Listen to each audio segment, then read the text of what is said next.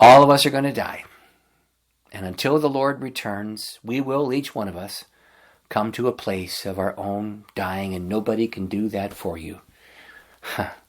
The best way for this to happen is to commend ourselves to the hands of Christ and to ask that our dying have meaning and purpose, and that it not be meaningless suffering. Let me say, I'll just tell you what I do now. When I pray about my passing, and sometimes I do, it's not very often, but every now and then I realize I'm mortal.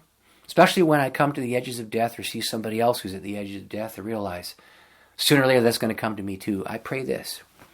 I said, God, Jesus dying was more powerful than his living ever was. Yeah, in life he could speak to thousands. In death he speaks to billions. Isn't that amazing?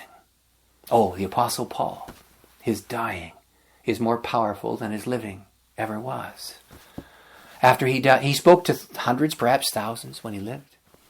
And when he died, he spoke to billions because he wrote those letters that we now have as part of the New Testament canon that leads many of us to faith in God. So here we have an example of the Lord who is God, who entered into human flesh to undergo the suffering of death, whose dying was more powerful than his living ever was.